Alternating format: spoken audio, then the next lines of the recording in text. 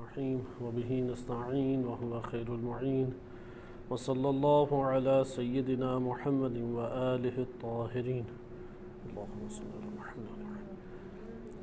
الکافی سے کتاب الایمان والکفر کے ضمن میں وارد ہونے والے جو ابواب علم اخلاق سے تعلق رکھتے ہیں ان احادیث کی شرح آپ کی خدمت میں پیش کی جا رہی تھی۔ آج ہم نیا باب الرفق شروع کرنے سے پہلے ایک اخلاق کا جائزہ لیتے ہیں، جس طریقے سے بعض دروس میں عرفان کا مختصر اور اس کی اصطلاحات کا جائزہ آپ کے سامنے پیش کیا گیا۔ علم اخلاق در حقیقت ایک ایسا علم ہے کہ جو انسان کے باطن میں بننے والی صورت اور اس کی عادات و ملکات اور اطوار سے بحث کرتا ہے۔ لہذا کوئی بھی دین اخلاقی تعلیمات کے بغیر کامل نہیں ہوتا۔ اس لیے کسی بھی دین میں آئیڈیالوجی اور قوانین انفرادی و اجتماعی کے بعد اخلاقیات ایک اہم ترین عنصر ہے کہ جو ایک انسان کو دیندار بناتا ہے۔ اگر ایک شخص دیندار بننا چاہتا ہے تو وہ علم اخلاق کے بغیر کبھی بھی دیندار نہیں بن سکتا۔ البتہ یہ بات ضرور ہے کہ آیات و روایات اہل بیت علیہ السلام اور ان پہ غور و فکر کر کے انسان جو مطالب حاصل کرتا ہے کہ یہ اصل منابع شمار ہوتے ہیں کہ قرآن، احادیث اور عقل کا ان قرآن اور احادیث کی مدد سے معارف اور مطالب کا جاننا یہ اصل منبع ہیں۔ اگر آپ اصل منابع کی طرف رجوع کریں تو آپ کو دکھائی دے گا کہ قرآن و روایات اہل بیت علیہ السلام میں تقسیم شعبہ جات کی واضح طور پہ اس طرح موجود نہیں جیسے آج کے دور میں اختیار کر چکی ہے۔ آج کے دور میں مختلف ڈپارٹمنٹ جیسے تفسیر ہے، حدیث ہے، منطق ہے، فلسفہ، کلام، اصول، فقہ یا تاریخ و سیرت اور اس طرح کے دیگر آج ڈپارٹمنٹس بن چکے ہیں۔ یہ علم کی ترقی کی بنیاد پر ہے۔ اس کا ہرگز یہ مطلب نہیں ہے کہ ایک علم دوسرے علم سے بے نیاز ہو کے انسان کی تمام حاجات و ضرورت کو پورا کر سکتا ہے، کیونکہ جب ایک انسان علم کی دنیا میں داخل ہوتا ہے اور کسی ایک شعبے کا تخصصی طور پہ انتخاب کرتا ہے تو بعض اوقات اس طریقے سے تصویر کشی ہوتی ہے کہ جس علم کے ساتھ وہ وابستہ ہے وہ انسان کی اجتماعی اور انفرادی زندگی میں دین کی کامل تصویر کشی اور اس کی تمام مشکلات کو حل کرنے کا باعث بن سکتا ہے، جبکہ حقیقت اس کے برخلاف ہے، کیونکہ اصل منابع وہ اسی وجہ سے تقسیم کار کے بغیر ہیں کہ یہ سب علوم ایک دوسرے سے وابستہ ہیں۔ اگر ایک علم کو دوسرے علم سے کاملاً کاٹ کے ہم زیر مطالعہ لائیں اور اس کے اوپر اکتفا کریں تو اس کے نتیجے میں ہمارے پاس صرف ایک زاویہ دین سامنے آئے گا، نہ کہ کل زاویہ دین۔ لہذا کل دین کے پہلوؤں کو اپنے پیش نظر رکھنے کے لیے ضروری ہے کہ ہم ان علوم کا ایک دوسرے سے ربط اور تعلق قائم کریں، یعنی قوانین الہیہ کے اوپر جو شریعت مشتمل ہے اس شریعت کو علم کلام سے بھی ربط دیں اور اخلاق سے بھی ربط دیں۔ اگر ہم نے شریعت کو مثلاً اعتقادات، آئیڈیالوجی، فلسفہ و کلام یا اخلاقیات و عرفان ان چیزوں سے ربط نہ دیں تو ہمارے پاس ایک زاویہ جو ہے وہ دیندار انسان کو نہیں بناتا، یہ متدین انسان نہیں بن سکے گا۔ ایک دیندار شخصیت یا ایک دیندار انسان کے دین آ کے جس کی زندگی کے تمام مسائل کو حل کرتا ہے اور اس کی اس زندگی کے اندر بہترین رہنمائی کر کے اخروی یا اگلی زندگانی کو بھی مرتب اور منظم کرتا ہے، وہ دین ہے کہ جس دین کو خداوند متعال نے جامع صورت میں اتارا ہے، لہذا اس کا جامع مطالعہ ہمارے لیے ضروری ہے۔ یہاں سے ہمارے سامنے اخلاقیات کی دینی رخ سے اہمیت اجاگر ہو جاتی ہے کہ اخلاق کے بغیر کوئی فلسفہ پڑھے، حدیث پڑھے، تفسیر پڑھے، فقہ و اصول پڑھے، تاریخ و سیرت پڑھے یا دیگر دنیاوی علوم پڑھے، کسی علم میں بھی اخلاق کے بغیر انسان نشوونما نہیں پا سکتا، مراتب انسانی طے نہیں کر سکتا۔ حتیٰ عرفان کے ساتھ مشغول ہو جائے، اخلاق کے بغیر عرفان اسے کوئی نتیجہ نہیں دے گا۔ یہ علماء اور بزرگان کی نصائح میں سے ہے۔ لہٰذا یہاں سے ہمارے سامنے دین کی جامع تعلیمات کے تناظر میں ایک علم اخلاق کی اہمیت سامنے آئی، اور دوسری اہمیت ہر انسان کی جو عاقبت ہے وہ اس کی آئیڈیالوجی یعنی اعتقادات یا موقف اور نظریات کے بعد جو عملی زندگی میں قوانین ان کی رعایت اور اس کے بعد اخلاقیات کے اوپر موقوف ہے۔ اخلاقیات ہیں کہ جو انسان کی جنت اور جہنم کے بنیادی ترین سورس کو پیدا کرتے ہیں۔ لہذا اگر اخلاق کے امر کو ہم ایک طرف رکھ دیں تو انسان کا علم فقط اس کے لیے کفایت نہیں کرے گا۔ یہ دوسرا پہلو اخلاق کی اہمیت کا ہمارے لیے ضروری ہے۔ علم اخلاق ملاقات انسانی سے بحث کرتا ہے حقیقت میں۔ ایک فلسفہ اخلاق ہے کہ وہ ایک الگ سلسلہ دروس میں انشاءاللہ ذکر ہوگا۔ ایک ہمارے پاس علم اخلاق ہے۔ علم اخلاق کی ایک تعلیمی اور علمی صورت ہے اور ایک عملی صورت ہے۔ تعلیمی دائرے میں ہم اخلاق کے خود تعریف کو پڑھتے ہیں، اس کی جو ایک مقام اور مرتبہ ہے انسانی زندگی میں اور حقائق کی دنیا میں اس کا مطالعہ کرتے ہیں، امراض کا کیسے علاج کرتا ہے اس کا مطالعہ کرتے ہیں، جبکہ اخلاق عملی میں اس کی اہمیت کو مزید اجاگر کیا جاتا ہے، ضرر رساں چیزیں عیاں کر کے اس کے، اور اس اعتبار سے اخلاق عملی ہر انسان کا اپنا وظیفہ قرار پاتا ہے کہ وہ اپنے عمل کے دائرے میں لائے۔ البتہ وہ عمل اخلاقی عمل کہلاتا ہے کہ جو استمرار کے ساتھ صادر ہو، جو اگر ارادہ اور استمرار ان دو سے وابستہ عمل نہیں ہے، ہم اسے عمل خیر یا عمل بد کہہ سکتے ہیں، لیکن وہ اخلاق نہیں کہلائے گا۔ بس اخلاق کا معنی اس وقت ہمارے لیے تکمیل پائے گا کہ جس وقت ہم یہ قرار دیں کہ ایک عمل وہ ارادتاً بھی انجام پا رہا ہے، نمبر 2 وہ عمل استمراراً بھی انجام پا رہا ہے۔ جب بھی ایک عمل ارادتاً و استمراراً، بے شک قلیل ہو فرق نہیں پڑتا، کثرت جو ہے وہ مطلوب نہیں ہے، لیکن یہ دو چیزیں مطلوب ہیں، ارادتاً ہو، نمبر 2 وہ استمراراً ہو۔ اور ارادہ بھی عموماً اس کے اسباب مختلف ہوتے ہیں، کبھی معاشرہ ہوتا ہے، کبھی ایک ماحول سازی ہوتی ہے، کبھی اپنا نفع نظر آتا ہے، اور بعض اوقات اس کی معرفت ہوتی ہے۔ معرفت کی اساس کے اوپر ہو تو یہ رفتار تیز انسان کی ہو جاتی ہے۔ لہٰذا آپ نے اس جگہ پہ اخلاقی عمل کی نوعیت کو جانا کہ ہم جتنے بھی اعمال پڑھ رہے ہیں اس کا ہمارا زندگی بھر کا ساتھ ہے، اور اس دنیا کے بعد بھی اسی کے ہمراہ ہیں ہم۔ لہٰذا یہ 3 چیزیں ہمارے پاس جو ہیں، اعتقادات یعنی آئیڈیالوجی، قوانین انفرادی اور اجتماعی جسے شریعت سے تعبیر کرتے ہیں، اور نمبر 3 اخلاق، ان کا ہمارا ہمیشہ اگلی زندگانی میں بھی ساتھ رہے گا۔ اخلاق کے عمل کی جب ہمارے پاس نوعیت اور ماہیت سامنے آ گئی کہ عمل صالح میں، یعنی ہر عمل صالح اخلاق نہیں ہے، لیکن جو بھی اخلاق حسنہ ہے وہ عمل صالح ضرور ہے۔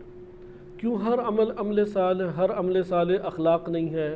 اس کی بنیادی وجہ یہ ہے کہ ہر عمل صالح ہمیشہ ارادتاً نہیں ہوتا، نمبر 2 اگر ارادتاً ہو بھی تو ہمیشہ استمراراً نہیں ہوتا، کبھی کبھار کا عمل ہوتا ہے۔ جو کبھی کبھار کا عمل ہے وہ اخلاق کے دائرے میں نہیں آتا۔ یہ عمل اخلاق سے ہماری ایک اشارتاً بحث ہو گئی۔ دوسری بحث اسی ضمن میں کہ علم اخلاق ملاقات انسانی سے بحث کرتا ہے، یہ مہم نقطہ ہے۔ ایک ہے آداب جسے ایڈیکیٹس کہتے ہیں، اور ایک ہے کہ ہمارے پاس اخلاق کے عنوان سے ایک چیز آتی ہے۔ آداب انسان کے ظاہری عمل کا ترجمان ہے، وہ ظاہری عمل جو کسی بھی معاشرے میں یا حلقے احباب میں خوبصورت شمار ہو، حسین شمار ہو، زیبا شمار ہو۔ بس ان 2 چیزوں کو ہم ملائیں، نمبر 1 ظاہری عمل، نمبر 2 زیبا شمار ہو، خوبصورت شمار ہو، ان 2 کو ملائیں تو ادب سامنے آتا ہے، ایڈیکیٹس سامنے آتے ہیں۔ ضروری نہیں ہے کہ ادب کسی معاشرے کے اندر وہ ہمیشہ مثبت ہی ہو، یعنی دینی اعتبار سے یا اپنی حقیقت کے اعتبار سے انسان کے لیے نفع بخش ہو، ضروری نہیں ہے۔ جیسے غرب میں بہت سارے ایسے ایجوکیٹس ایجاد ہیں جو شریعت کے مخالف ہیں۔ اسلامی معاشروں میں یا گاؤں دیہاتوں شہروں خاندانوں کے اندر بعض ایسے رسم و رواج طور طریقے جنم لے لیتے ہیں جو شریعت کے خلاف ہیں، لیکن وہ عمل کا اظہار وہ اس جگہ کے اوپر بڑا خوبصورت اور حسین شمار ہوتا ہے۔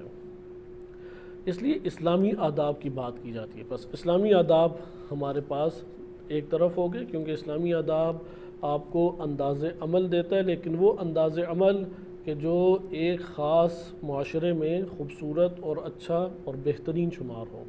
آداب اسلامی یعنی اسلام کے دائرے میں جو عمل خوبصورت، بہترین اور زیبا اور حسین شمار ہوتا ہے۔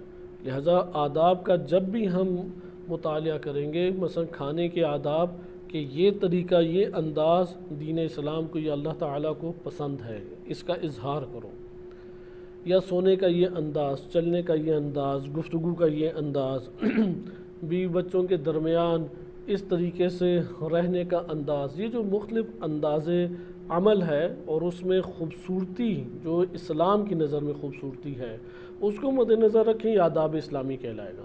معاشرے کو مد نظر رکھیں، ہم کہہ سکتے ہیں آداب عرفی۔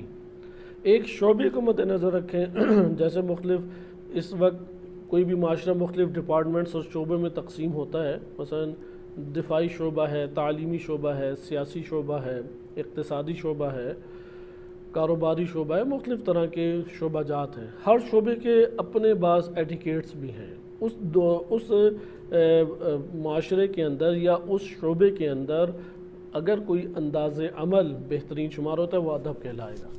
بس ادب کا تعلق خوبصورت اور زیبا شمار ہونے والے انداز عمل سے ہے، لیکن اخلاق کا تعلق اس سے نہیں ہے۔ اخلاق کا تعلق باطن میں ملکات سے ہے، باطن میں فقط سوچ، ارادہ، اس سے بھی نہیں ہے۔ لہذا باطن میں جو ملکات انسان کو حاصل ہیں، ان ملکات کو اخلاق کہتے ہیں۔ لہذا علم اخلاق یا اخلاق حسنہ یا اخلاق سیئہ وہ ہمیشہ ان ملکات سے بحث کرتا ہے۔ اس لیے ان تین علوم میں فرق کرنا بہت ضروری ہے۔ ادب کسے کہتے ہیں، اخلاق کسے کہتے ہیں، عرفان کسے کہتے ہیں۔ ایسا ہو سکتا ہے کہ بعض اوقات کلمہ ادب جامع معنی میں کسی حدیث میں استعمال ہو جائے، یہ ہو سکتا ہے، لیکن اگر آپ عمومی طور پہ کلمہ ادب کو دیکھیں تو وہ انسان کے خوبصورت و زیبا شمار ہونے والے انداز عمل کو کہتے ہیں، خالی عمل کو نہیں، کیونکہ مثلا کھانے کا عمل کئی لوگ کئی طرح سے انجام دیتے ہیں۔ یہ کھانے کا عمل اس کے انداز ہر جگہ پہ یکساں نہیں ہے۔ ممکن ہے کہ کسی محافل میں چمچ سے کھانا جو ہے وہ ایٹیکیٹ سے ادب شمار ہو، ممکن ہے کسی جگہ کے اوپر ہاتھوں سے نوالے توڑنا اور بنا کے کھانا یہ ایٹیکیٹ سے ادب شمار ہو، ممکن ہے کسی جگہ پہ بیٹھ کے کھانا، زمین پہ بیٹھ کے کھانا ادب شمار ہو، کسی جگہ کرسی پہ بیٹھ کے کھانا ادب شمار ہو۔ مختلف طور پہ ہمارے پاس انداز عمل آ گئے، لیکن کیا یہ سارے انداز جو ہیں یہ سارے زیبا ہیں؟ ہر جگہ پہ یہ خوبصورت ہیں، اس کے اندر حسن و جمال پایا جاتا ہے معاشرے والوں کی نگاہ میں یا اس خاص شعبے والوں کی نگاہ میں؟ بس جہاں پہ بھی حسن و جمال اس انداز عمل کا مقبول ہے وہ ادب کہلائے گا۔ اس لیے ادب کا ظاہر سے تعلق، ہم یہ کہہ سکتے ہیں جملہ، انسان کا جو ظاہری انسان اور حیوان میں فرق ہے وہ ایٹیکیٹس کا ہے۔ حیوان نہیں جانتا کہ کیسے اس نے کھانا ہے، اس لیے حیوانوں کے آپ طور طریقے دیکھیں، ان کے بھی انداز عمل مختلف قسم کے، لیکن حیوانی ہے وہ انداز عمل۔ انسان وہ ہوتا ہے کہ جو آداب کے دائرے میں تمام امور انجام دیتا ہے، یہ ظاہری فرق ہے۔ بس ایک ظاہری فرق ہے حیوان کے ساتھ ہمارا، اور ایک حیوان کے ساتھ باطنی فرق ہے۔ جو ظاہری فرق کی رعایت نہیں کرتا، چاہے وہ کتنا ہی اہل علم بڑے پیمانے پہ کیوں نہ ہو جائے، اگر اس سے ایک حیوانی خصلت صادر ہوگی، ہم اس دائرہ خصلت میں کہیں گے کہ یہ انسانی نہیں ہے۔ مثلا بے ادبی صادر ہوتی ہے، مثلا بد اخلاقی صادر ہوتی ہے۔ اب بد اخلاقی کا دائرہ الگ ہے، بے ادبی کا دائرہ الگ ہے۔ بے ادبی ظاہر جسم سے تعلق رکھتا ہے، ظاہر عمل سے تعلق رکھتا ہے، بس ادب ہمارے لیے کسی حد تک آشکار ہوا۔ دوسرا آ جائے اخلاق۔ اخلاق باطن سے تعلق رکھتا ہے اور باطن کی اساس کے اوپر عمل کا صادر ہونا۔ ادب کے پیچھے بھی حکمتیں ہیں، ادب کے پیچھے آئیڈیالوجی ہوتی ہے۔ وہ کلچر جو ہے وہ ادب اور کلچر آپ ایک دائرے میں رکھ سکتے ہیں، کیونکہ ہر کلچر اس کے پیچھے ایک آئیڈیالوجی ہے۔ مثلا ایک ادب ہے وہ اپنے وجود میں حیا کو رکھتا ہے، اور حیا کو اسلامی آئیڈیالوجی قبول کرتی ہے، اس ادب کو پروموٹ کرے گا دین اسلام۔ لیکن ایک ادب ہے وہ اب معاشرے میں اچھا شمار ہوتا ہے، لیکن دین اسلام آ کے اس کا جائزہ لیتا ہے کہ یہ انسان کی حیا کے منافی ہے۔ اس جگہ کے اوپر دین اسلام اس ادب سے ٹکراؤ پیدا کرے گا، اگرچہ وہ معاشرے میں اچھا شمار ہوتا ہے۔ اس لیے آداب اسلامی اور معاشرے میں جو معروف اور معاشرے کے اندر رائج ایٹیکیٹس اور آداب، ان میں اختلاف بھی ہو سکتا ہے، بعض جگہوں پہ موافقت بھی ہو سکتی ہے۔ بہرحال ظاہر انداز عمل جو حسن و جمال رکھتا ہے وہ ادب سے تعبیر کیا جاتا ہے۔ اخلاق جو ہے وہ ملکات کا نام ہے۔ اس اخلاق کی جو داستان شروع ہوتی ہے وہ انسان کے ارادے کی اساس کے اوپر استمرار سے جب عمل انجام دیتا ہے، یہاں سے آغاز ہے، لیکن ابھی بھی اخلاق نہیں ہوا۔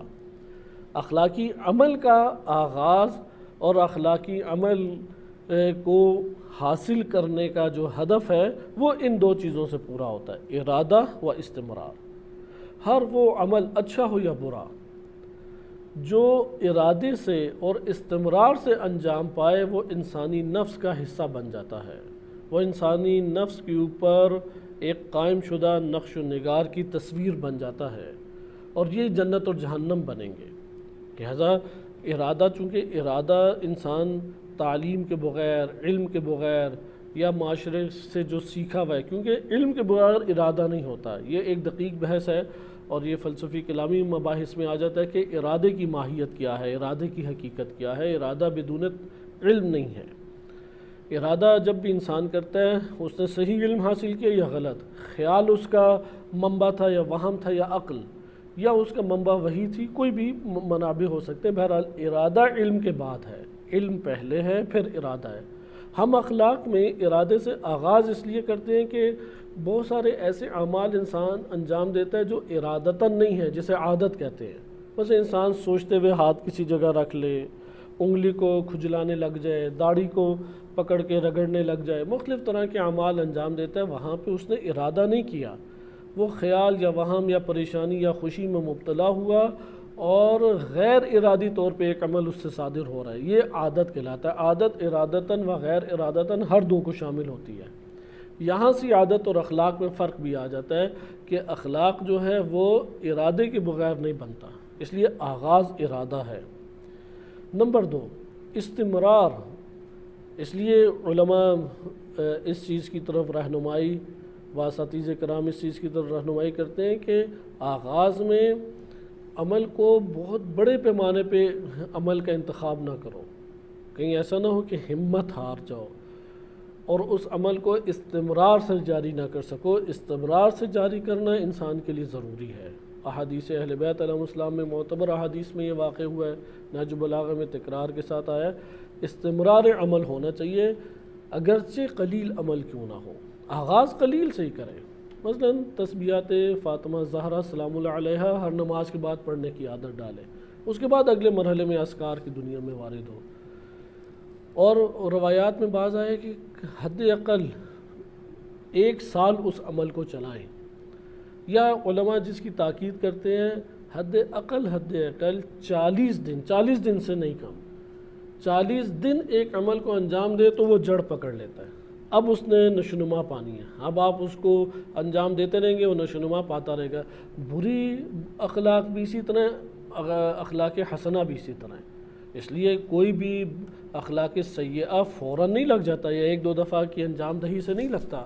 ہو سکتا ہے، ممکن ہے کہ آپ کسی جگہ پہ موجود ہوں، بعنوان مہمان گئے ہیں یا کسی اور عنوان سے ایک جگہ جم ہوئے ہیں، ایک بزرگوار آپ کے خاندان میں شخصیت ہے، اچانک اس سے ایک عمل بد صادر ہوتا ہے غضب کی حالت میں یا انجانے کی صورت میں، اور وہ اخلاق کے منافی ہے، تو ادھر ہم یہ نہیں کہیں گے بد اخلاقی ہے، ہم کہیں گے عمل بد ہے، اس کا تعارف بد اخلاقی سے نہیں کی، کیونکہ بد اخلاقی اس کے وجود کے اندر حاصل شدہ ایک وہ قوت ہے کہ جو اس کے نفس سے جدا نہیں ہو سکتی فوراً، اس کی وجہ سے وہ فوراً عمل آرام سے صادر ہوتا ہے۔ یہاں پہ ممکن ہے ایک بندہ جو غصہ غضب کا شدید شکار ہوا ہے، وہ کئی مسائل میں جکڑا ہوا تھا، کئی دنوں سے بھرا ہوا تھا، اور یہ سارے اسباب مل کے اس کے لیے ایک بد عمل کے وجود کا باعث بنے ہیں، لہذا اس کا فوراً ہم یہ انتخاب نہیں کر سکتے کہ اخلاق بد ہے۔ کیوں؟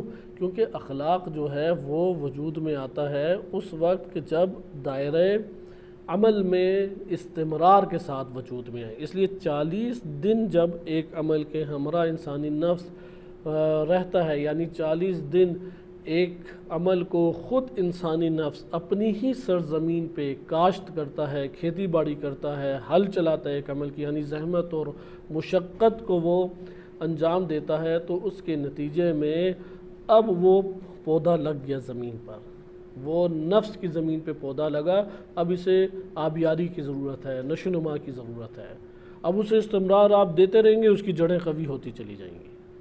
لہذا استمرار میں راز ہے ملکات کی دنیا کا، یہاں تک کہ ایک وقت آئے گا وہی نفس جو اس عمل قلیل ہو یا عمل کثیر جسے استمرار سے وہ انجام دے رہا ہے، اسی استمراری عمل میں جس مشقت اور زحمت کا وہ اپنے وجود میں احساس کر رہا تھا، ایک وقت آئے گا کہ وہ اس کے نفس سے بدون مشقت اور زحمت صادر ہونے لگے گا۔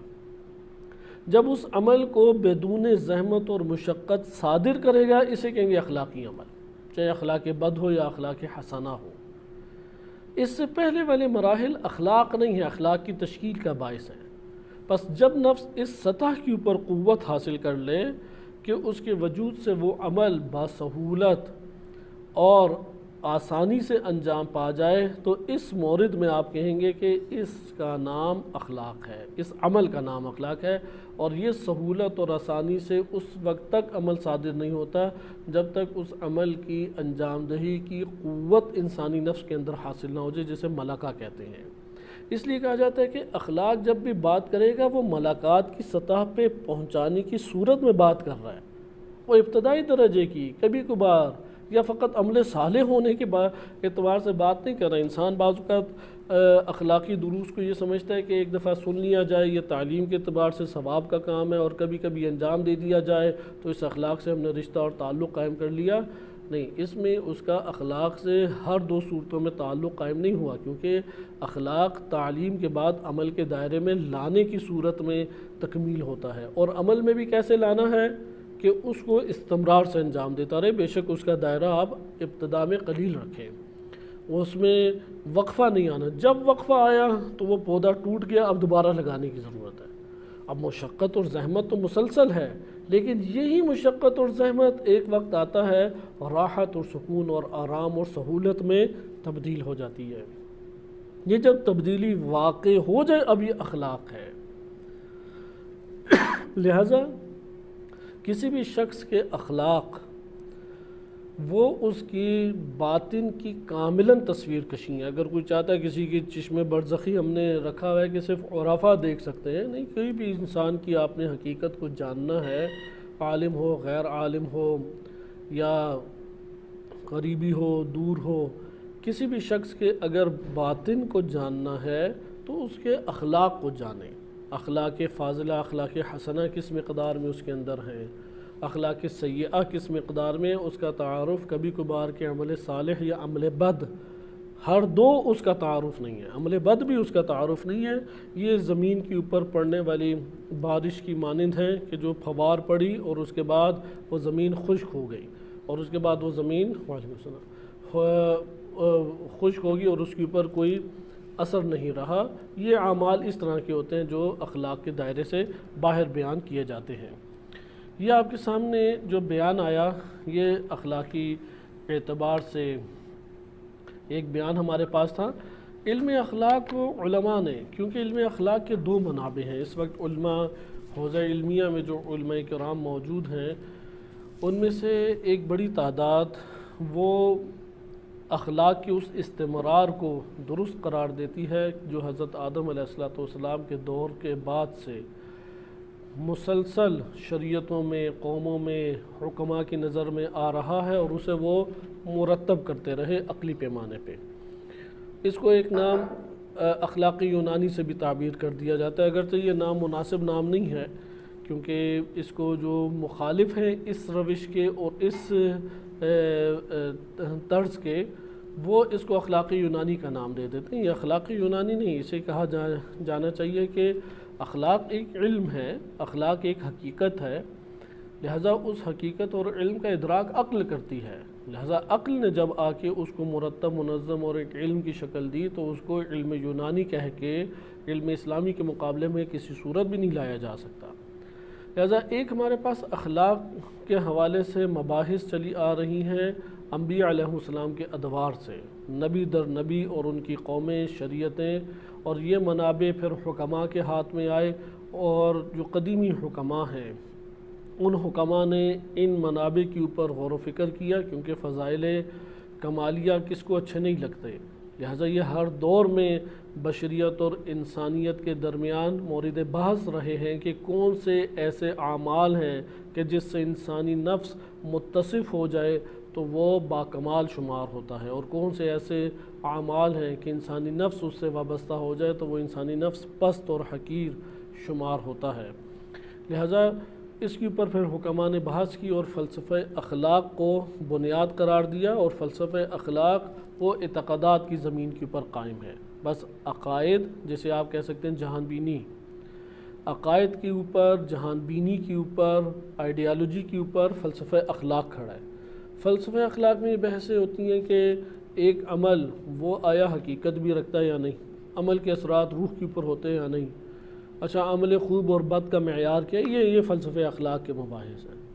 فلسفہ اخلاق کے اوپر پھر پورا علم کلام کھڑا ہے، لہذا فلسفہ اخلاق کی یہ اہم مباحث وہ پڑھنے کے قابل ہیں کہ خوب اور بد کا معیار کیا ہے، کس عمل کو ہم کسی جگہ پہ کسی عمل کو برا کہیں گے یا اچھا کہیں گے، پھر وہ نسبی ہے یا حقیقی ہے، کوئی حقیقت بھی کائنات میں رکھتا ہے یا نہیں رکھتا، اس کے اثرات کے انسانی نفس پر مرتب ہوتے ہیں، یہ سارے فلسفہ اخلاق میں پڑھے جاتے ہیں۔ پھر ارادہ کسے کہتے ہیں، نیت کسے کہتے ہیں، علم کسے کہتے ہیں، خیال و وہم سے کیسے فرق کر جاتا ہے، یہ سارے پھر آہستہ آہستہ فلسفہ اخلاق کے مباحث بن جاتے ہیں۔ قدیم یونانی فلاسفہ جو تھے کہ علامہ حسن زادہ عاملی رحمۃ اللہ علیہ قائل ہیں کہ یہ فلاسفہ اپنے دور کی حجت خدا اور انبیاء تھے، بہرحال یہ ان کا ایک متفرد نظریہ ہے، وہ اپنی تحقیقات سے اس نتیجے پہ پہنچے، اور وہ اس بات کی شدت سے قائل تھے کہ جو باتیں بیان کی جاتی ہیں ان سے متعلق انحرافی وہ ساری کی ساری تحریف شدہ باتیں ہیں، یا شریعت کی عنوان سے ہو تو اس دور کی شریعت کا وہ بیان ہے، تو وہ عصمت کے ان کے قائل تھے۔ بہرحال انہی فلاسفہ نے بڑی بڑی کتابیں لکھی ہیں، آج بھی ان میں سے بعض موجود ہیں کتابیں، اور بعض حوزہ علمیہ میں پڑھائی بھی جاتے ہیں، جیسے آیت اللہ یزدان پناہ حافظہ اللہ تعالی، غالباً ماخینیوس ایک بڑا فلسفی عالم گزرے ہیں، ان کی کتاب کو وہ پڑھا رہے ہیں، صحیح نام ذہن میں نہیں ہے، بہرحال وہ 1-2 سال سے اوپر ہو گیا کہ اسے 1 دن یا 2 دن ہفتے میں تدریس کرتے ہیں۔ ان میں فلسفہ اخلاق کی بنیادیں ہوتی ہیں۔ اس کے بعد آ جاتا ہے علم اخلاق۔ علم اخلاق علماء کہتے ہیں کہ 4 چیزوں کے اوپر قائم ہے۔ پہلی چیز ہے حکمت، دوسرا ہے عفت، تیسرا ہے شجاعت، اور چوتھا ہے عدالت، کیونکہ علم اخلاق کے بغیر علم عرفان کی منزل نہیں پہنچ سکتی۔ علم عرفان کہتے ہیں کہ جس میں اس نے اللہ سبحانہ و تعالیٰ کو پیش نظر رکھ کے بس عمل انجام دینا، اس کے ماورا فقط اور فقط ذات الہی، صفات الہی و افعال الہی ہے۔ آغاز وہ کرے گا افعال الہی سے، پھر وہ پہنچے گا صفات الہی پہ، پھر وہ پہنچے گا ذات الہی میں، لہٰذا وہ پہلے افعال الہی پہ اپنی پوری توجہ مرکوز کرے گا یہاں تک کہ فنا ہو جائے فعل الہی میں، پھر وہ پوری توجہ صفات الہی و اسماء و صفات کے اوپر مرکوز کرے گا یہاں تک کہ فنا ہو جائے، پھر وہ ذات الہی تک پہنچے گا اور اس کے اوپر فنا ہو جائے۔ اس لیے فنا کی 3 قسمیں علم عرفان میں کی جاتی ہیں۔ بہرحال عرفان میں مورد نظر فقط اللہ تعالیٰ کی ذات ہے، اس لیے وہ ہر چیز کا جائزہ اللہ سبحانہ و تعالیٰ کی جانب سے لیتا ہے، حتیٰ کہ مخلوق کا جائزہ، نبی کا جائزہ، رسول ہے، امام ہے، وحی ہے، کتاب ہے، اس دنیا کے حوادث ہیں، آزمائشیں ہیں، نعمات الہیہ ہیں، یا مصائب و مشکلات جو انسان پہ پڑتے ہیں، امتحان پڑتے ہیں، ہر چیز کا جائزہ وہ اللہ تعالیٰ کی جانب سے لیتا ہے۔ یہ عرفان ہے۔ بس عرفان وہ فقط اللہ تعالیٰ کے ساتھ مشغول ہونے کا نام ہے۔ اخلاق وہ ملاقات کا مطالعہ اور ملاقات کے حصول کا نام ہے، اور آداب وہ انسان کے ظاہری جسم سے صادر ہونے والے افعال کا انداز، لیکن وہ انداز جو معاشرے میں خوبصورت شمار ہو۔ اگر یہ خوبصورتی کی قید ہٹا دیں تو انداز عمل کو سیرت کہتے ہیں۔ بس ایک عمل ہے، ایک سیرت ہے، ایک ادب ہے۔ عمل کسی طرح سے بھی وہ عمل آپ انجام دے دیں، آپ منہ کے اوپر پیالے کے ساتھ منہ لگا کے پانی پئیں، ہاتھوں سے اٹھا کے پانی پئیں، ایک گھونٹ میں پانی پی لیں، کئی گھونٹوں میں پانی پئیں، ڈرپ لگا کے پانی اندر منتقل کر لیں، کئی آپ کے پاس انداز ہیں۔ لہذا عمل اس طریقے سے، انداز عمل کیا آ جائے گا؟ یہ مختلف جو صورتیں بیان کی ہیں۔ انداز عمل کو کہتے ہیں سیرت، اس لیے ہر انسان کی اپنی سیرت ہو سکتی ہے۔ آئیڈیل سیرت وہ انبیاء بالخصوص نبی صلی اللہ علیہ وآلہ وسلم کی سیرت مبارکہ ہے، لیکن وہ جو بھی انداز ہوگا کہ وہ ہر معاشرے میں اچھا شمار ہوتا ہے۔ جیسے نبی صلی اللہ علیہ وآلہ وسلم شیعہ سنی دونوں روایات کے مطابق وہ زیادہ تر ٹوپی اپنے سر پہ زیب تن فرماتے تھے، اور خصوصاً سفید سوراخوں والی ٹوپی، کالا سیاہ امامہ پہنتے تھے، مونچھیں نہ ہونے کے برابر یا بالکل ہی ختم ہوتی تھی، داڑھی ان کی ایک بالشت یعنی ایک مٹھی کے برابر ہوا کرتی تھی۔ اب ممکن ہے کوئی یہ حلیہ اختیار کرے تو وہ کسی معاشرے میں خوبصورت شمار نہ ہو، لہذا ضروری نہیں ہے کہ جو انداز عمل ہے وہ کسی معاشرے میں زیبا اور حسین اور خوبصورت اور قابل قبول بھی شمار ہو۔ اچھا، اگر قابل قبول شمار ہو تو وہ ادب کہلائے گا، وَإِلَّا سیرت کہلائے گا، اور سیرت کو بھی اگر آپ ہٹائیں، انداز عمل کو بھی نظر انداز کر دیں، فقط عمل کو دیکھیں تو خالی عمل کہلائے گا۔ اخلاق کی جب بات آئی، اب اخلاق حسنہ اختیار کرنا لازم ہے، اخلاق سیئہ ہمارے وجود میں آ جاتے ہیں۔ اخلاقی کتابیں ہمارے علماء نے جب پھر مرتب کی، کیونکہ علم اخلاق، علم عرفان، علم تاریخ و سیرت یہ ان شعبہ جات میں سے تعلق رکھتے ہیں کہ ہمارے ہاں بہت وسیع ذخیرہ ان کا ماضی میں موجود نہیں ہے، کیونکہ یہ وہ ڈپارٹمنٹس ہیں کہ جن ڈپارٹمنٹس کی کلیات تو ہمارے پاس موجود ہیں، اصول اور قواعد تو موجود ہیں، اور منبع بھی موجود ہے، قرآن اور احادیث کی صورت میں منبع بھی موجود ہے، لیکن ان کے جو شعبے کی حد تک معلومات کو مرتب کر کے پہنچایا گیا یہ بہت متاخر دور میں ہے۔ لہذا آپ اگر شیخ صدوق و شیخ مفید رحمہم اللہ کا دور دیکھیں تو جدا جدا یہ ٹاپکس زیر تدریس و تعلیم نہیں ہوا کرتے تھے، اگرچہ یہ کتابوں میں موجود ہیں اور اس کے ذریعے سے اختیار کیے جاتے تھے، لیکن ایک انفرادی عمل شمار ہوتا تھا، تعلیم کا حصہ نہیں تھا۔ حتیٰ کہ آج بھی حوض علمیہ کے اندر رسمی تعلیم کا حصہ شمار نہیں ہوتا، صرف ایک دن رکھ دیتے ہیں کہ اس میں ایک بزرگ شخصیت درس اخلاق دے، لیکن بعض علماء نے اس کے اوپر کام کیا۔ اب ماضی میں اہل سنت علماء اس کے اوپر زیادہ کام کر گئے، اور مکتب تشیع کے جو آثار ہم تک پہنچے، ممکن ہے بہت سارے آثار میں یہ والا کام ہوا ہو اور ہم تک نہ پہنچا ہو، کیونکہ لائبریریاں کئی دفعہ جلائی گئی ہیں، لیکن ہم تک جو پہنچا ہے یا انداز مختلف ہوتا ہے۔ جیسے ہمارے ہاں کامل الزیارات، زیارات پہ کتاب لکھی گئی، اسی طریقے سے ہمارے ہاں قدیمی کتابوں میں جو شمار ہوتا ہے کتاب الایمان والکفر، جیسے شیخ کلینی رحمۃ اللہ علیہ نے درج کیا، ان عناوین کے تحت ان منابع کو اکٹھا کر دیا جاتا تھا، لیکن اس کے اوپر اس طرح سے بحث نہیں ہوئی جیسے فقہ و اصول کی بحثیں ہیں، جیسے علم کلام کی بحثیں ہیں، اور اسی کی اشد ضرورت تھی کہ حقیقت بیان ہو کہ شجاعت کسے کہتے ہیں، عدالت کسے کہتے ہیں۔ فقہ کے ذیل میں جس کی ضرورت پڑی اس کے اوپر بحث ہے، جیسے کلمہ عدالت کی بڑی طولانی بحث ہے۔ حکمت کی بحث قرآن کریم کی ہمیں تفاسیر میں کسی حد تک مل جائے گی، لیکن ڈپارٹمنٹ کی صورت میں اس طرح موجود نہیں تھی، اس لیے ماضی میں امام غزالی نظر آتے ہیں کہ احیاء علوم الدین انہوں نے لکھی، اور اس حوالے سے اس کے اوپر عمیق کام کیا، تعریف انہوں نے اخلاق فاضلہ اور اخلاق رذیلہ و سیئہ ان کی لکھی، ان کے علاج لکھے، احادیث اور آیات و احادیث کو لے کے آئے۔ یہ کتاب جب آگے آئی تو پھر ہمارے متأخر دور میں آپ یہ کہہ لیں کہ 9ویں 10ویں صدی ہجری میں پھر کتابیں کچھ اخلاق کے باقاعدہ عنوان سے لکھی جانے لگیں۔ اب ان میں ملا محسن فیض کاشانی رحمۃ اللہ علیہ نے پھر اب سابقہ جو کام تھا وہ ان بزرگان کا تھا، یعنی ایک طرف ہمارے پاس فلاسفہ یونان ہیں اور دوسری طرف ہمارے پاس اہل سنت علماء اخلاق ہیں، اور منابع ہمارے پاس بہت دقیق موجود ہیں آیات و روایات اہل بیت علیہ السلام میں، یعنی روایات اہل بیت علیہ السلام میں جو اخلاقی تعلیمات موجود ہیں وہ ان سے دقیق تر ہیں کہ جو فلاسفہ یونان یا اہل سنت علماء نے اپنے کتب میں نقل کی ہیں، کہ ہر پڑھنے والا اس بات کی گواہی آج بھی دیتا ہے۔ لیکن اس کو زیر بحث لانا تفصیلی طور پہ ایک ایک کو اٹھا کے دقت سے دیکھنا یہ قلیل تھا۔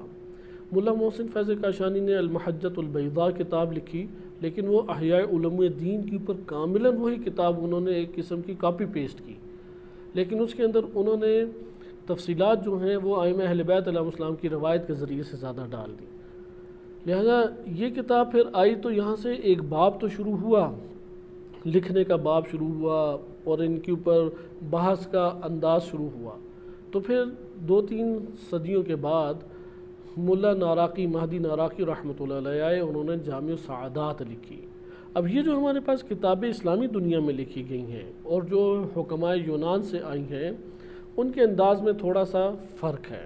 حکماء یونان نے جو لکھی ہیں وہ فلسفہ اخلاق اور علم اخلاق کو انہوں نے مخلوط کر کے اس کے اندر بیان کیا، اور اس وقت ایسا ہی کام ہو سکتا تھا، لیکن عالم اسلام میں اس کو پھر ترقی ملی اور اس کو دقت سے پڑھا گیا، مطالعہ کیا گیا، اس کے اوپر لکھا گیا، اس لیے فلسفہ اخلاق بعد کے دنوں میں علم اخلاق سے جدا مطالعہ کیا جانے لگا، خصوصاً آج کے دور میں یہ زیادہ ہے۔ اب جو اخلاقی کتابیں ہیں وہ بھی اسی طریقے سے کہ بعض اب اخلاقی فضائل یا اخلاق حسنہ کی ایک لمبی فہرست ہے، اب اس پوری فہرست کو مد نظر رکھ کے کتابیں بعض چھپی ہیں لیکن ان پہ ساری تفصیلی بحث نہیں ہے، تو اس کو پھر اٹھا کے اس طرح سے کیا گیا کہ بعض اہم اخلاق فاضلہ کو چنا گیا اور ان کے اوپر قلم اٹھایا گیا، آیات و روایات کے ذریعے تشریح کی گئی، اور اس کے بعد امراض نفسانی، امراض اخلاقی یعنی اخلاق سیئہ اس کو زیادہ اہمیت دی گئی، کیونکہ وہ انسان کے وجود میں برے طریقے سے تباہی پھیرتی ہیں۔ بالفاظ دیگر اگر یہ اخلاق سیئہ دور نہ ہو تو اخلاق حسنہ اختیار کرنے کا کوئی خاص نتیجہ نہیں نکلے گا۔ وہ انسان کو، یعنی وہی بات ہے کہ گلاس کو صاف نہیں کیا اور اس میں آپ صاف پانی ڈالتے رہیں، اگر وہ اندر سے کالا اور سیاہ ہے تو جو صاف ستھرا پانی ڈالیں گے وہ سیاہ ہو جائے گا۔ لہذا زیادہ اہمیت اخلاق سیئہ کے برطرف کرنے کو دی جاتی ہے۔ تو بقیہ اخلاق یہ ہوا کہ اخلاق سیئہ کو جب بیان کیا تو اس کے ضمن میں اخلاق فاضلہ کو علاج کے طور پہ بقیہ کو ذکر کیا گیا۔ اس طرح سے اخلاقی کتب ہمارے سامنے آ جاتی ہے، اس لیے آپ یہ بڑی اخلاقی کتب کا جب مطالعہ کریں تو آپ کو اسی طرح نظر آئے گا کہ بعض اہم اخلاق حسنہ اس کو انہوں نے مکمل طور پہ مورد بحث بنایا ہے، لیکن ایک لمبی فہرست ہے، جیسے تواضع ہے، جیسے رفق ہے، جیسے مدارات ہے، آپ دیکھیں گے کہ اس کا عنوان باندھ کے بحث نہیں کی گئی اخلاقی کتب میں۔ کہاں بحث کی گئی ہے؟ اخلاق سیئہ سے جب تفصیلی بحث کی جانے لگی کہ اس کو پہلے حقیقت بیان کی گئی، مثلا تکبر کی، پھر تکبر کے برے اثرات اور نقصانات کو ذکر کیا گیا، اور متکبر انسان اس کی صفات اور اس کے زندگی سے صادر ہونے والے افعال کا جائزہ ذکر کیا گیا، پھر علاج کے اوپر بات آئی۔ جب علاج پر بات آئی تو وہاں پہ پھر مثلا تواضع کو ذکر کیا جائے گا یا رفق اور لین ہونے کو ذکر کیا جائے گا۔ یہ اخلاقی کتب ہمارے سامنے آ جاتی ہیں۔ اخلاق سے ایک بحث اس طریقے سے، ایک بحث عرفاء نے کی ہے، عرفاء کا اپنا ایک خاص انداز ہے، انہوں نے جو اخلاق سے بحث کی ہے وہ فقط اللہ سبحانہ وتعالیٰ کو مد نظر رکھتے ہوئے اور اللہ تعالیٰ سے ربط کو قائم کرنے کی خاطر کیا ہے، ملکات کا حصول ان کے پیش نظر نہیں ہے۔ البتہ یہ ضرور ہے کہ یہ تکرار کے ساتھ عرفاء بیان کرتے ہیں کہ اخلاق سیڑھی ہے عرفان کی، کہ اخلاق کی سیڑھی طے نہیں ہوئی تو عرفان کی سیڑھی پہ قدم اصلاً رکھا نہیں جا سکتا۔ اب آئے ہم تیزی سے دیکھتے ہیں کہ یہ جو اخلاق ہمارے سامنے موجود ہے، اس اخلاق کی جو 4 قسمیں ہیں وہ علماء اخلاق نے کیسے بیان کی۔ بس ایک اخلاق کی فہرست اور اخلاق کی بحث وہ عرفان میں بحث کی جاتی ہے، وہ کسی اور مورد میں تفصیل سے دیکھیں گے۔ اور ایک کتب اخلاقیہ میں کی جاتی ہے۔ جو کتب اخلاقیہ میں ہیں وہ میں آپ کی خدمت میں اب ذکر کرتا ہوں، لیکن یہ کس کے مطابق ہے؟ یہ وہی علماء یونان کے مطابق ہے۔ عرفاء اس سے متفق ہیں، اختلاف نہیں کرتے، لیکن عرفاء اس کا ایک اور مرحلہ بھی قرار دیتے ہیں، اور وہ ہے عرفانی تناظر میں انہی مباحث کا جائزہ۔ یعنی عرفانی تناظر میں تکبر کیا انسان کے ساتھ کرتا ہے، عرفانی تناظر میں تواضع انسان کے لیے کیا چیز حاصل کرتی ہے، یعنی عاشق ہونے کے اعتبار سے جائزہ لیں گے، عشق کے اعتبار سے، محبت کے اعتبار سے، قرب کے اعتبار سے، تو یہ عرفانی جہات آ جاتی ہے۔ لیکن اخلاق وہ ملاقات کو پیش نظر رکھتا ہے کہ وہ اندر صلاحیت، قوت حاصل کرے کہ آسانی سے یہ عمل صادر ہو جائے۔ تو علماء اخلاق کا یہ انداز یونان کے سے بالخصوص کیونکہ یونان کی جو ریاست تھی اس میں علم کی مرتب انداز میں بڑی ترقی ہوئی، اور وہ آثار ہم تک پہنچے، بقیہ آثار نہ ہونے کے برابر پہنچے، وإلا ہر جگہ ہی بشر موجود تھے، اللہ تعالیٰ نے ہر سرزمین پہ نبی، رسول اور نذیر بھیجے ہیں، اور وہاں پہ علم نے خوب ترقی بھی کی ہے بقیہ خطوں میں بھی، لیکن جو آثار ہم تک پہنچے وہ یونانی علماء کے ہیں۔ ایک دوسرا تفکر ہمارے حوض علمیہ میں پایا جاتا ہے، اور وہ کہتے ہیں کہ نہیں، اخلاق اسلامی اخلاق یونانی نام کہہ کے اسے رد کر دیتے ہیں، اخلاق اسلامی نام دیتے ہیں۔ اچھا، وہ کس ترتیب سے آتے ہیں؟ وہ محدثین کے طریقے سے آتے ہیں۔ اخلاق کو ذکر کریں گے لغت کے اعتبار سے، اخلاق کو ذکر کریں گے قرآن اور روایات اہل بیت علیہ السلام میں جو اہمیت وارد ہوئی ہے کہ مجھ سے سب سے زیادہ قریب ترین بندہ وہ ہے جو سب سے زیادہ بااخلاق ہے، جیسے نبی صلی اللہ علیہ وسلم کی روایات ہیں، یا بعثت لأتمم مکارم الاخلاق، اس طرح کی احادیث کو وہ مقدمے میں لے کے آتے ہیں۔ اور اب وہ ان محدثین کے عناوین کے تحت بس اس سے بحث کریں گے، اتنی بحث جتنا روایات سے سمجھ آتی ہے، لغت سے مطلب حل کیا، روایات کے دائرے میں معنی حاصل کیا، جس طرح سے استنباط حکم شرعی کرتے ہیں۔ استنباط حکم شرعی کے قواعد فقہی ہیں، قواعد اصولی ہیں، قواعد لغویہ و رجالیہ ہیں۔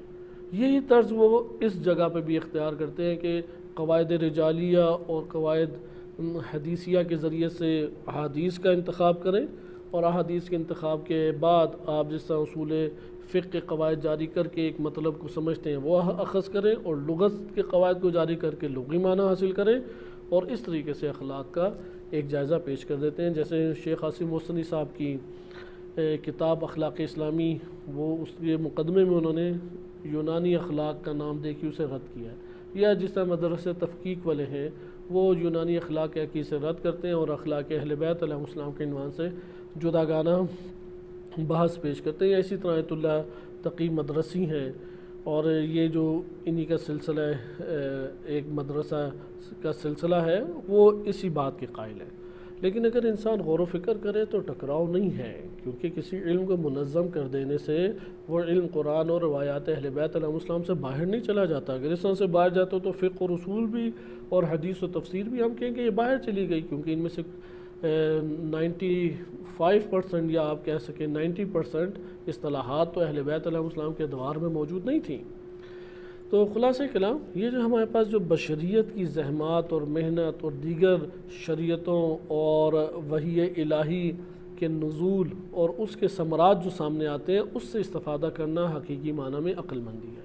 اس طور پہ یہ علم اخلاق کو کہتے ہیں کہ 4 پلر پہ یہ عمارت کھڑی ہے، یا آپ یہ کہہ سکتے ہیں کہ جیسے علامہ طباطبائی رحمۃ اللہ علیہ نے تفسیر المیزان میں اس کا چارٹ بنایا ہے کہ ایک درخت ہے اخلاق، اور اس درخت کی بنیادی 4 شاخیں ہیں، 4 ٹہنیاں ہیں، اور ہر ٹہنی سے پھر شاخیں نکل رہی ہیں۔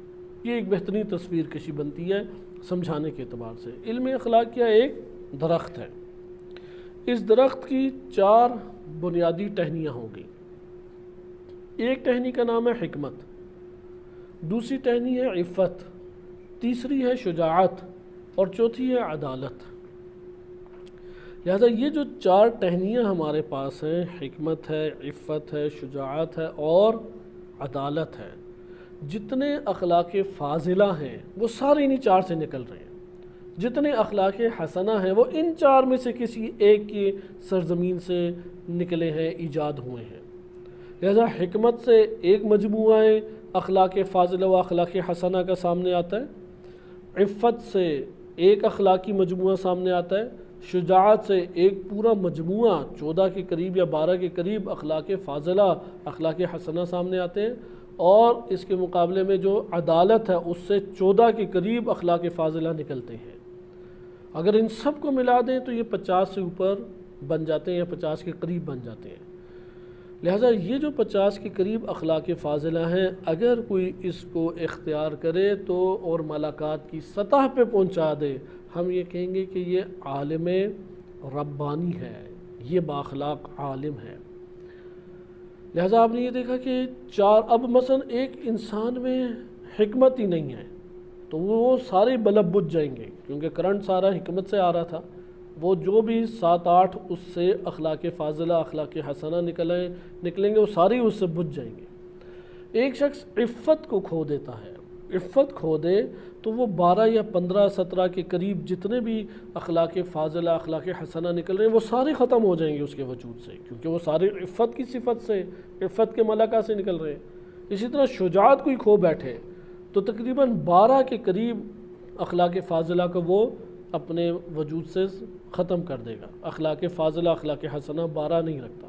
عدالت کو ختم کر دے تو 14 اخلاق فاضلہ اس کے وجود میں باقی نہیں رہیں گے، اس لیے ان 4 کی سب سے زیادہ قیمت ہے۔ اچھا یہ 4 قائم رہ جائیں اور نیچے کوئی شاخ سوکھ جائے تو چلو پھر بھی اس کا گزارا ہے، لیکن جو یہ 4 ہی اپنے وجود میں خشک کر بیٹھے، بنجر کر بیٹھے تو وہ اخلاق سے کاملاً ہی عاری ہو جائے گا۔ لہذا حکمت ہے، عفت ہے، شجاعت ہے اور عدالت ہے، ان کو ملاقات کی سطح پہ ہمیں حاصل کرنا لازم ہے۔ اگر کوئی شخص نے ملاقات کی سطح پہ، اور ملاقات میں بھی مراتب ہیں، ملاقات کی سطح کے اوپر اگر حاصل کرنے میں ناکام رہتا ہے تو دنیا کا سب سے بڑا خسارہ اسی شخص نے اٹھایا ہے، کیونکہ وسائل زندگی اللہ تعالیٰ نے اس دنیا میں یہ جو خاندان ہے، ماں باپ ہیں، گھرانہ ہے، آل اولاد ہے، صحت و سلامتی ہے، مال و دولت ہے، جوانی اور مختلف عمر کے مراحل ہیں، یہ سب اللہ تعالیٰ نے دیے ہی اسی لیے ہیں۔ اور اس بات کے اوپر تمام ادیان متفق ہیں کہ اللہ نے یہ زندگی کی جو نعمات اور آسائشیں اور مختلف حوادث و مراحل اور رکھے ہیں وہ انہی اخلاق کو ملاقات کی سطح پر حاصل کرنے کے لیے رکھے ہیں۔ لہذا حکمت، عفت، شجاعت اور عدالت یہ مہم ترین انسان کے لیے چیزیں ہیں۔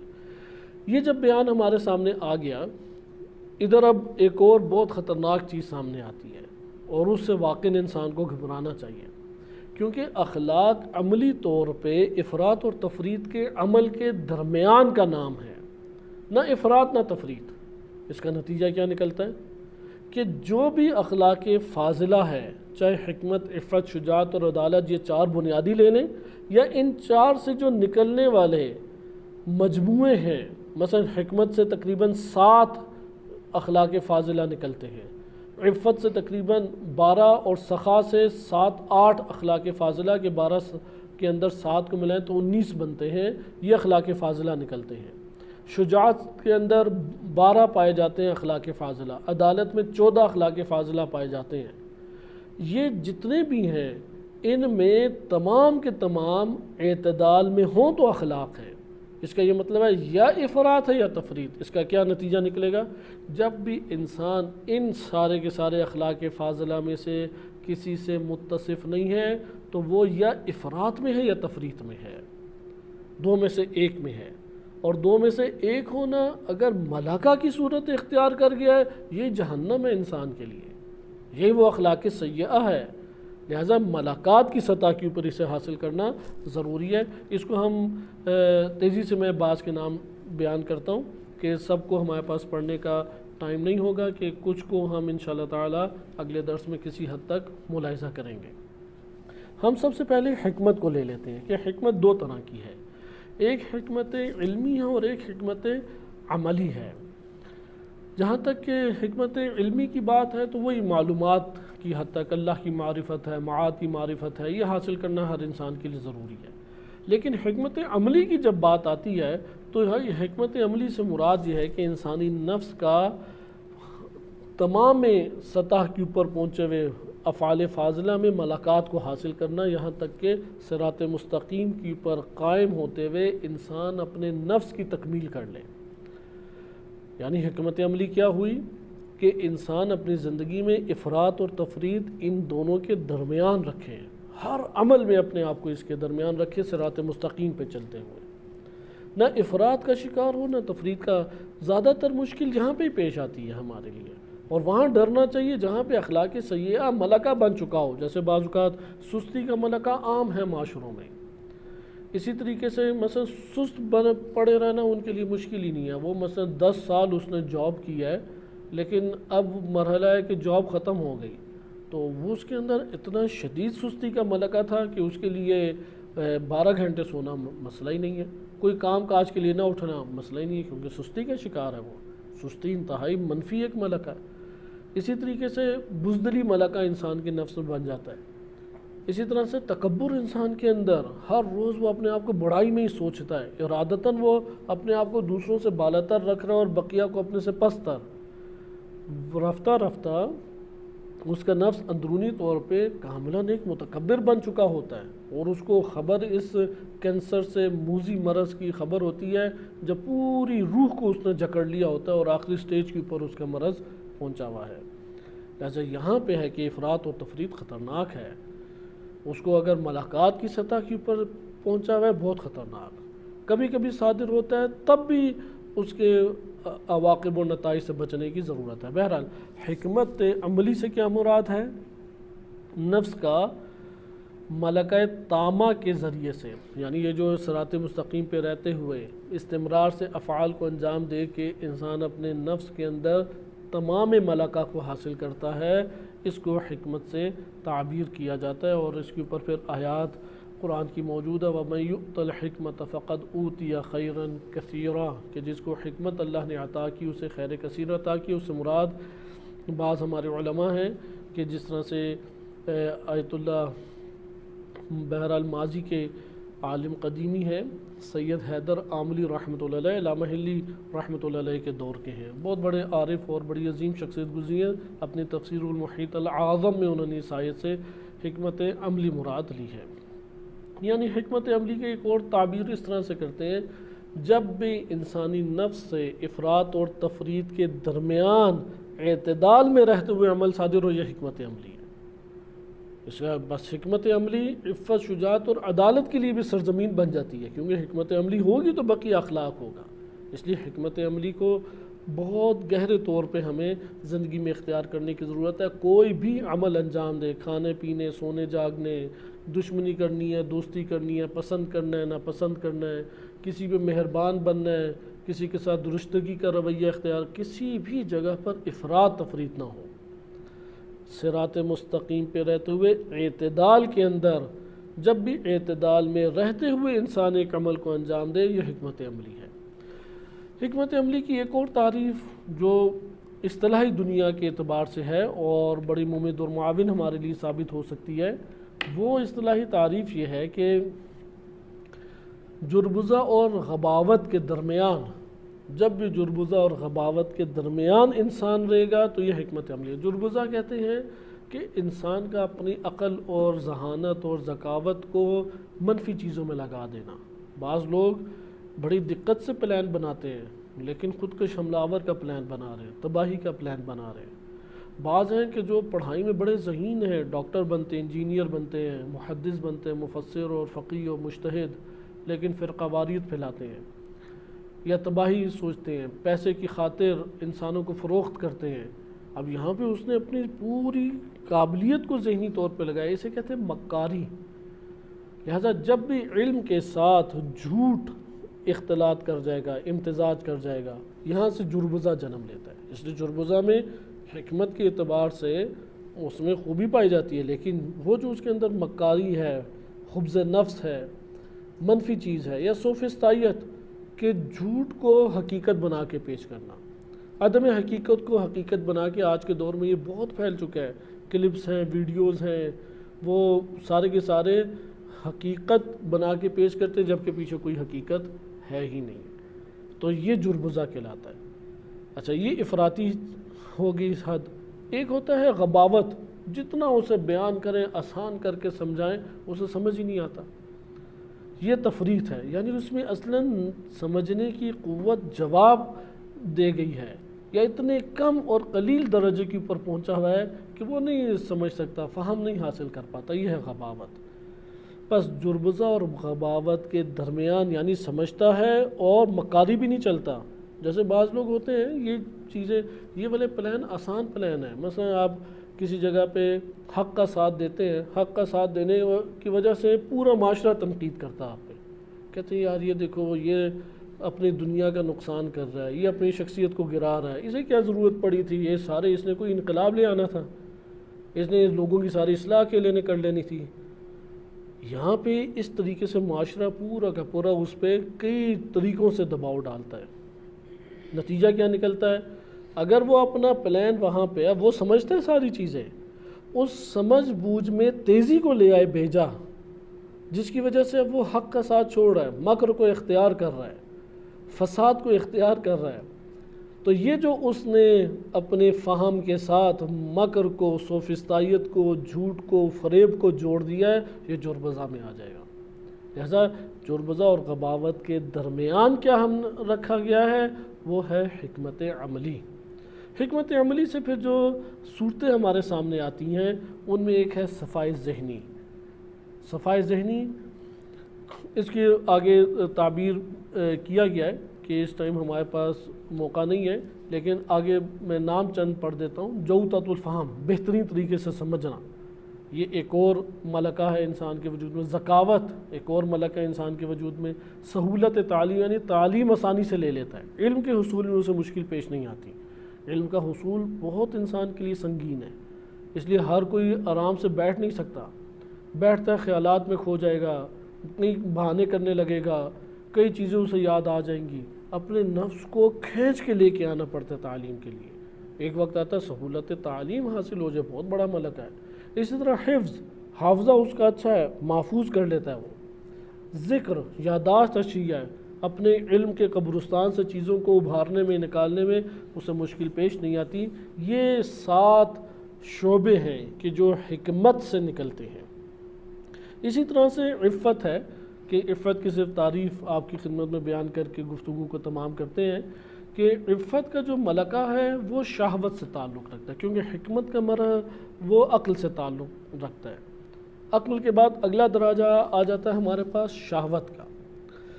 اگر انسان کے اندر قوت شہوانی، کیونکہ شہوت کہتے ہیں کہ جو انسانی نفس کی لذت اور آرام، ان دو کی خواہش کو ابھارے، جہاں پر بھی لذت اور آرام کی طرف انسانی نفس کا رجحان بڑھ جاتا ہے، اور جہاں پہ بھی لذت اور آرام کے برخلاف چیز کو دیکھتا وہاں پہ انسانی نفس کھنچ جاتا ہے، یہ قوت شہوانی کی حرکت ہے۔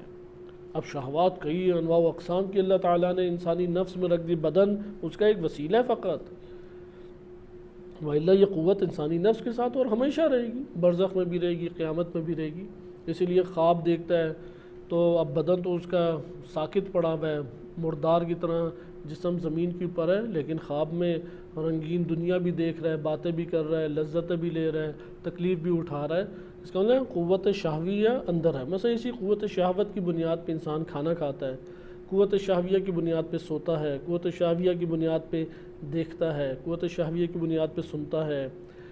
جنسی قوت انسانی وجود میں سب سے قوی ترین طریقے سے اللہ نے رکھ دی ہے۔ کھیل کود کی قوت شہویہ ہے، حب ریاست قوت شہویہ ہے، محافل کی قوت کہ انسان کو اپنے ہم عمر دوستوں میں یا اپنے من پسند افراد کے درمیان گفتگو اور ملاقات میں ہمیشہ لذت کا احساس ہوتا ہے۔ تفریح کی قوت، سیر و سیاحت کی جو قوت ہے، یہ ساری شہوت سے تعبیر ہے۔ شہوت میں کیا ہوتا ہے کہ شہوت کے اندر اگر قوت شہوت وہ 2 چیزوں کے درمیان ہمیشہ رہتی ہے، اگر قوت شہوت کو اعتدال میں رکھیں تو یہ عفت کہلاتی ہے۔ اگر قوت شہوت کو اعتدال کے اندر رکھا جائے، اگر قوت شہوت کو اعتدال کے دائرے سے باہر نکال دیں، یا افراط ہے یا انسان کے وجود میں تفریط بن جاتی ہے۔ اسی طرح قوت شجاعت ہے اور قوت عدالت ہے کہ ہم انشاءاللہ تعالی ان کا جو ہے تفصیلی بیان وہ آپ کی خدمت میں اگلے درس میں ذکر کریں گے، کیونکہ قوت شہوت کو اعتدال میں رکھنے سے ملکہ عفت پیدا ہوتا ہے، اور ملکہ عفت جب انسانی وجود میں جنم لے لے تو اس وقت پھر ایک 12 اور 12 کے بعد سخاوت ہے 12واں، سخاوت سے 7 ملکات فاضلہ، اخلاق فاضلہ جنم لیتے ہیں کہ عفت حاصل ہو جائے۔ تو سب سے پہلی چیز ہے حیا، حیا انسانی وجود میں آتی ہے۔ آج کے دور میں بہت سارے سوال کرتے ہیں ایسے کہ ظاہراً آیات اور روایات ہمارے پاس اس موضوع کے اوپر نہیں ہیں۔ انسان کے لیے بڑا آسان ضابطہ ہے، دیکھیں یہ حیا کے قریب ہے یا نہیں۔ اگر وہ عمل حیا کے قریب ہے مطلوب ہے دین اسلام کو، اخلاق فاضلہ میں سے ہے۔ اگر وہ حیا کے قریب نہیں ہے، بے شک مکروہ ہو یا حلال دین نے قرار دیا ہو، پھر بھی اس سے اجتناب کریں۔ جیسے آج کے دور میں یہ والی بہرا رویاں زیادہ ہیں کہ جو ہمارے سامنے کلپس کی صورت میں جنسی بہرا رویوں کی منفی تعلیمات پھیلائی گئی ہیں۔ ان میں سے ممکن ہے کہ بعض چیزوں کے بارے میں فقہی احکام پوچھیں کہ مکروہ ہے، ٹھیک ہے باہمی رضامندی سے جائز ہے فلاں عمل، نہیں ادھر دیکھیں حیا کا پردہ کس میں ہے۔ اگر حیا کا پردہ اس میں، بس اسی کو حاصل کرنے کی کوشش کریں کہ عفت انسان کے لیے مطلوب صفت ہے، حیا انسان کے لیے مطلوب ہے، اس لیے اللہ سبحانہ وتعالیٰ کو حیا والی چیز پسند ہے۔ اسی طرح باہمی محافل کا انعقاد کرتے ہیں جس میں حیا کی جھلک ہو، اس کا انعقاد کرے۔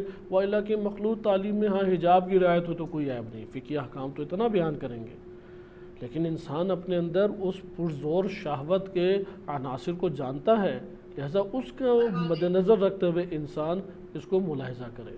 انشاءاللہ تعالی بقیہ اس کو ہم اقسام کو اگلے درس میں ملاحظہ کریں گے۔ صلی اللہ علی سیدنا محمد وآلہ الطاہرین۔